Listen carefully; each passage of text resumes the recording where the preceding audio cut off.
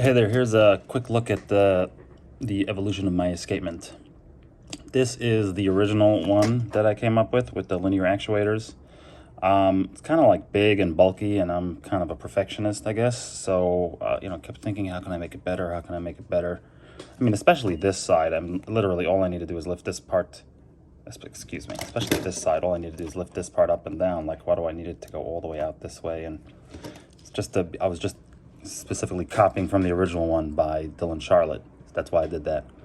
But as I thought about it, I realized I could actually change it up, and this is the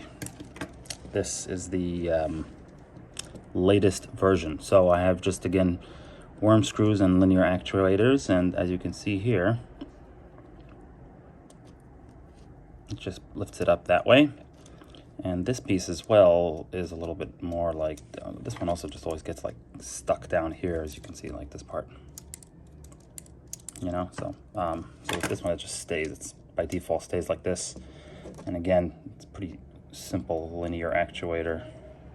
It's the same. It's like same place, except that here there's a slanted gear, slanted brick that will just if it doesn't get stuck, we'll just kind of adjust it as needed. And then that's the pallet. I will admit one problem with my escapement is that it really only works best if you lift this up a bit, not halfway, so you can just put like another half stud ring. It has to be less. It has to be like that or something. So it's not perfect, but what can you do? I like it otherwise. Another very important difference between these two escapements is the original version lost a lot of energy on each impact. The impact is when the pallet kind of bumps into the escape wheel, which is just a Lego gear, and then stops it. So there's energy being transferred there. So, when it swings back, and when this swings back and like bumps into the gear, it pushes it back a little bit. And so some of that energy is kind of like saved and then transferred back into the escapement to swing it, so it can use less energy. It can power the escapement properly with less energy.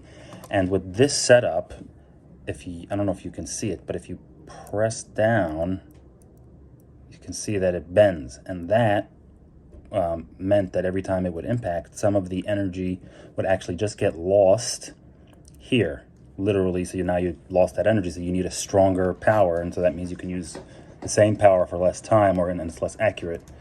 And I think here's, I'm not sure about this side, but this side for sure. And in this situation, there's nowhere for it to go.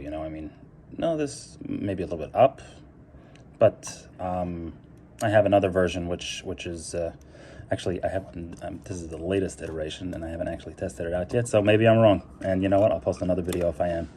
But yeah, that's something I'm hoping to solve with this new version.